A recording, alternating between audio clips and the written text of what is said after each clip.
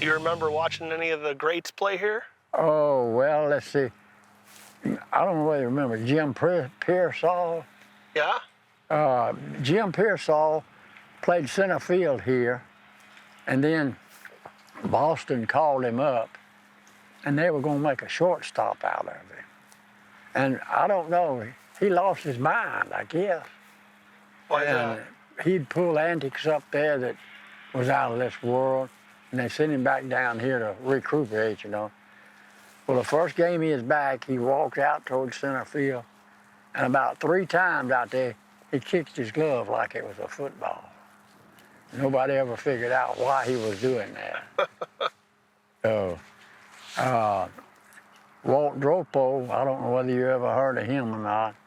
He was a huge man and could hit the ball a mile. In fact, Judge reminds me of Dropo a lot. And Harry and what was his brother's name? Walker, Dixie. Yep. They play. I played against Harry out here. Clyde McCullough was Cubs catcher. He was on that team that Harry Walker got. Ted Kozuski was the Cincinnati Red, was on there, and I played against him. That's the ones that I remember. A bunch of people, I say a bunch, about 5 or 6 ball players that I had been playing with went to Opelika, which was a pro ball team, Class D league, where they were a Red Sox farm. And I went down to watch them play one night, and when I got there, they said, "Well, you want to come work out with us?" And I said, "Did you bring your glove and shoes?" I said, "Sure." So I went out and worked out with them. And it so happened that they were having a new second baseman come in that night. So they went to the manager and told him not to sign him and let me play that night with them. Really? And I played the rest of the season. Oh, that's cool. So was Yankee Stadium what you pictured it was going to be when you got there? Yes, it was. I don't know how the new place is, but the old Yankee Stadium had that garden out there with all the plaques and all of all the retired people. And it was a thrill just to go out there and look and read on the plaques and all about it. And one night, one game was rained out, and if you get a rained out ticket, you know, you attend any other game. So we were going the next night. We didn't get the seats we had. We got them upstairs. We were so high, the pigeons were flying below us. That's how high we were. And then it impressed me so much. We were sitting in the middle of a section, and somebody ordered when a vendor came by, was going to get a hot dog. He got that bun out and a little piece of paper about 2 inches by 4 inches, and put that hot dog in there, and put the wiener in there, you know, and I put all the stuff there, and passed it down. And I guess probably 8 or 10 people handled it. Nobody touched anything but that paper. And it just amazed me how careful everybody was to make sure that they got their hot dog without being contaminated. But I keep up, and I've talked to the people I went on these trips to Normandy and Hawaii more than, of course, some of them, the company that we go with has a lot of females that goes with us, and it's a lot easier to keep up with them. And I'm known as a hugger. Oh, yeah? And I can hug a few ladies, and if there's a man coming there and he's looking at me, I say, not that. Not that, I'll shake your hand. That's right. And it's a lot easier to talk to the ladies on the phone than it is to talk to them old men. Why is that? Well, I guess you got that picture in your mind how pretty they are. Yeah. And I've never seen a lady that wasn't pretty. So did Linda come watch you play baseball? At times.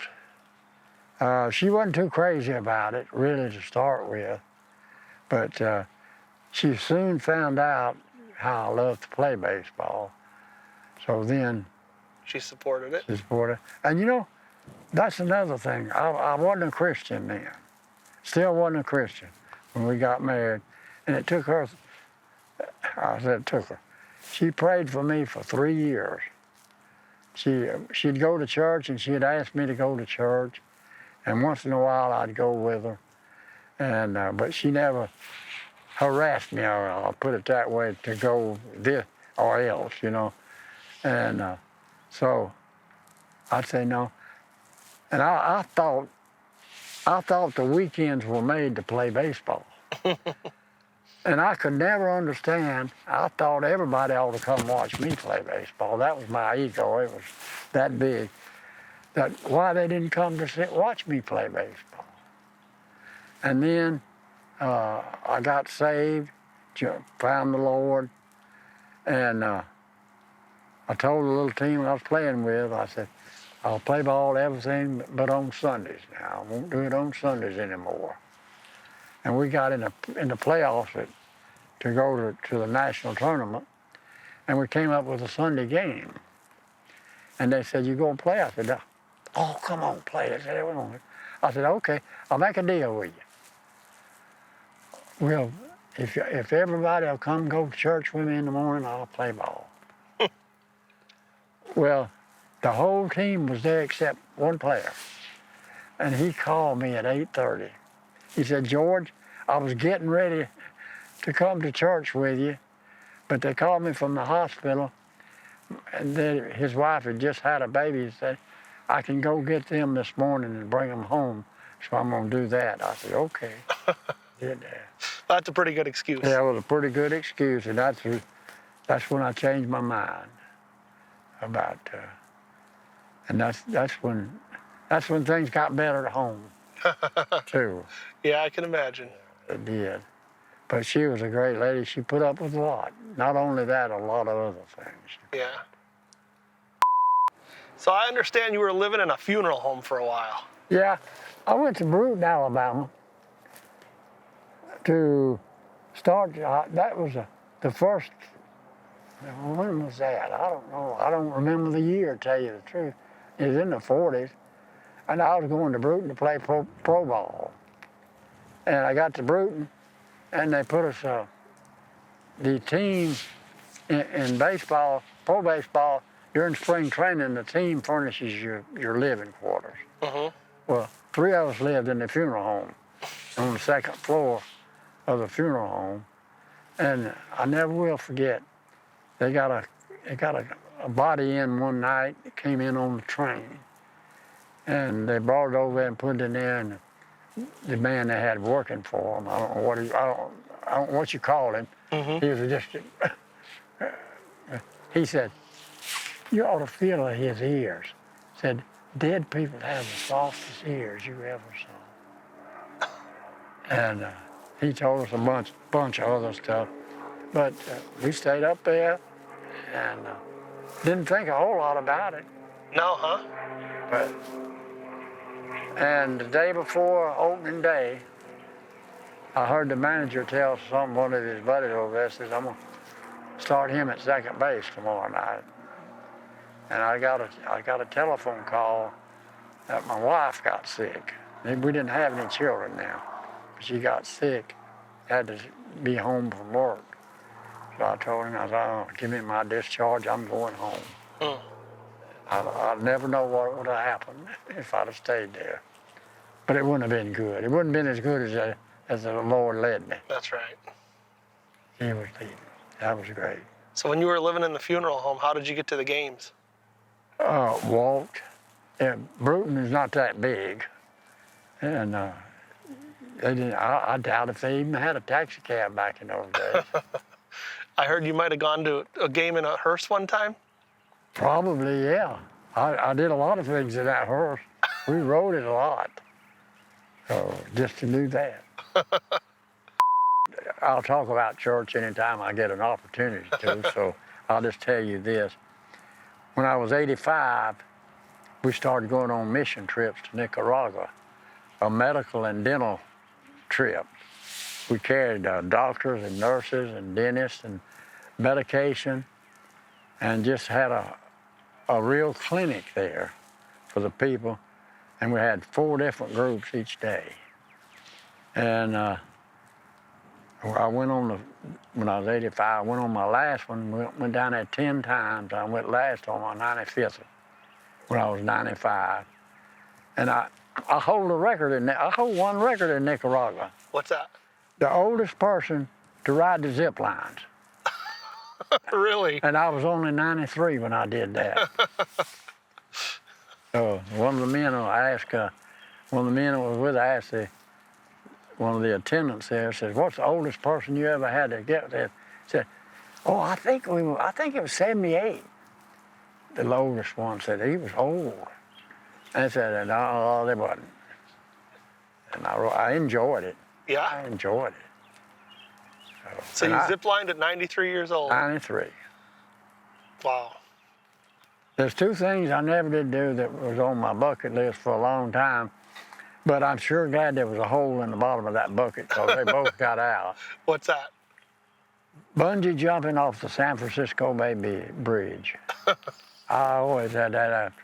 And I wanted to skydive one time and land in Yankee Stadium, but I never did do that either. No, huh? Oh, I don't know whether you ever were familiar with the TV show MASH, where they had 5 O'Clock Charlie. Sure.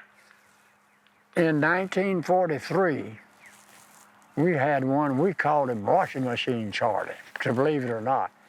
And we don't know where he was up because we thought we were as far north as you could get, but he was flying south.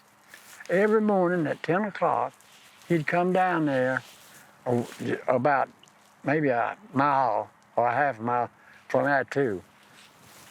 Circle around, go back, never saw him again. At 10:15, 2 P-38s from Dutch Harbor would come from east to west. And we couldn't figure out why they didn't send them there 15 minutes early if they wanted to. But I don't think they wanted to start anything. So that's where he'd come at 10, he'd come at 10:15. We'd set our watches by it. And we called him Washing Machine Charlie. Why washing machine? I don't know. It just fit, I guess. Right. But he didn't throw any bombs out. He'd just come down. Circle. And go back. Wow. I want to make sure that we give that to you and say thank you so much for your service. Thank you very much. We appreciate it. Hey, it's my privilege. You don't know what a thrill this is for me to be here and go through all of this. It might be a thrill for you, but it's a bigger thrill for me. Yeah, I don't know about that because how many people want to listen to a 101-year-old man that... Me and I hope a million other people when this gets aired on TV. I hope that everyone, not everyone gets to experience what I get to experience, and I get to do this with you. So I thank you. appreciate it very much. I don't ever remember watching him play ball. I just got stories from him. And he lived in Anniston, Alabama, back when Ty Cobb was playing for the Detroit Tigers.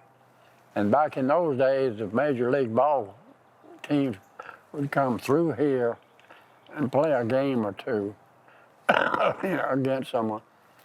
And they didn't have dressing rooms at the ballparks. The ball players had to come to the park in their uniforms. And he said that one time in Anniston, Ty Cobb was playing, and he let my dad carry his bat so he wouldn't have to pay to get in. He carried his bat inside the ballpark. And that's the way the ball players did. They'd hand the kids their gloves or their bats or whatever so they could, I got Ty Cobb's bat, and you just could go on in with it. And that's my dad's claim to fame for the major leagues. Drill in every port for a sailor. Let's talk about that Oh, for you and your... yeah, well, when I was in the Navy, back then, I don't know whether they do that now, but they used to say, the sailor has a girl in every port. That's not necessarily so. I missed out in San Diego. Never did get one. Of course, And then I got to thinking about it. I wasn't there long enough. And I was busy. So, but I did see some beautiful ladies there. Oh, and that's the first San Diego, right out of boot camp, was I got my first, if you want to call it action, reporting of action. Going to radar school, they made us stand watches at night of the Pacific out there on the radar. Well, our thoughts were they just giving us something to do, and it won't amount to anything. But one night, it's about 2 o'clock in the morning, we picked up a contact, 80 yards, 800 yards, I think it was, or maybe 8,000, way out there anyway, about 40 miles, put it that way. And we were to report it to the Coast Guard. Well, we called the Coast Guard and reported it, and we said, well, that'll be the end of it. But just in a few minutes, on the radar, we could see 2 Coast Guard cutters took out. Went out there, and see, radio silence was in effect. You didn't get on the radio to tell anybody because they didn't want the Japanese to find out about it. So they went out and met the ship, and it was a ship coming in was 48 hours ahead of time. And that's how close everything was. And I'd say now they could come on in without any bother, But they went out there and met them, and that made us feel better. That made us feel wanted, Because everybody wants to feel wanted no matter what they're doing, Johnny Carson was in the Navy also, and that was a V-12 program. For training officers is what it was for. You went to school for 2 years and midshipman school for 4 months, and you made an ensign. Well, I was exposed to it, but Johnny Carson was one of our, in fact, he was about three rooms down from me in the dormitory. And we called him Kit, of course, for Kit Carson. And he was our drum major. And he was quite a comedian there. Anytime we had any plays or frolics or anything, Johnny always put us on the show. But he would never ever admitted that he went to school in Mississippi. All the years he was on the air. And I guess Johnny, he set the program for comedians on TV and set a standard for them to reach. And was he a friendly guy? He was. He was just one of the boys. I decided I wanted to play baseball one year against my wife's wishes. But, and I went to Bruton, Alabama to have spring training. And when we got there, the team furnishes your place to stay during spring training. And they put 3 of us up in a funeral home. And we stayed. But I didn't think a whole lot about it. And we stayed there, and my wife came down, and one of the other players was married, and his wife came down with her. And we got to ride to the ballpark in the hearse while we were there. We were playing amateur ball, playing because we just wanted to, didn't get paid. And the catcher was a comedian, if you will. And he threw the ball to me. Threw a knuckleball from catcher's position to second base. And I can remember now, I hollered at him just before the ball got to me, because I could see it was a knuckleball. And when I opened my mouth to holler at him, that's when my teeth fell out. But I dropped the ball, picked the ball up, and I don't remember whether I got my teeth at the same time or not, but I got the man out and picked my teeth up. And again, I said a while ago that I put them in my pocket. David reminded me that I told him that I put them in my mouth. So Hey, who can remember 50 or 60 years ago, you know? I'm of the opinion that everybody, we'd be a better nation if everybody was in service for a year or two. You learn discipline. That's the main thing. And our kids today need that discipline. And the military would be the first place they'd get it. All right. Good. Are we through? Yep. Okay. I'll tell you the truth. I'm about ready to go home. I can imagine you are. That's been a long day for you. Yeah. Well, thank you again. Hey, I know. I'll thank y'all. You gonna be able to make it tomorrow or no? Oh, yeah. Yeah, okay. Yeah, I'll be here tomorrow. All right. Yeah. I'm going to ride the drone tomorrow. There you go. I'm gonna ride the drone. That's what I'm talking about. We'll get you, yeah. We'll strap you into that thing. If you would ask if I'd be honest, I guess, would you do it again? I'd say there'd be one difference. I would have went in sooner. I'd have went in sooner. But who knows, if I'd have been in sooner, would I be here now? That's the Lord's doing also. But I do now. The older I get, the more I love him. And the more he loves me and takes care of me. How you doing? Good. Winnie, all right. How your day going? Huh? How your day going so far? It's been one of the greatest days I've had. That's all. It's Good. been- God bless. I got out there and hit the baseball. For real? Yeah. I can barely do it, and I'm on 18. Man, don't be saying that before a game. I'm just saying. It was good. I just wanted to come over here and meet you and say I thank you. I thank you for doing that. You're a good bunch of kids. Tell them what it was like to be on that ship in World War II. Be on the ship in World War II, it did this all the way, every day, every minute of that. Scared? Were you scared? No. No, it was a ball. Because, you know, they teach you in the Navy that anybody that has a rank above you can tell you what to do, you know. So aboard ship, the captain, you can't get any bigger than that. So we depended on him to take care of us. And we had fun. That's what we fought for. So you'd have a place to live and be in the greatest country on the world. Indeed. And let me ask you to do something for me throughout your life. Respect that flag. It was bought with blood. A lot of veterans lost their lives for that flag since it's been there. And it's a symbol of these United States. And I'll tell you, the United States is still the greatest country in the world. That's my little lecture for you. Thank you. Thank you. Did you enjoy that? All right. Thank you. Any sort of disrespect, but you got to be like one of the most well-spoken 100-year-old person I've ever heard in my life. I don't mean that in disrespect. You might never meet another one. No, the second hunter is going to be harder than the first. How you doing, man? Good. Good. His ear is straight.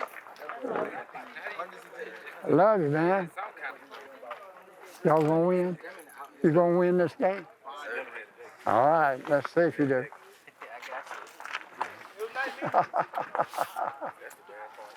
Hey, anytime I get an audience, I'll say something.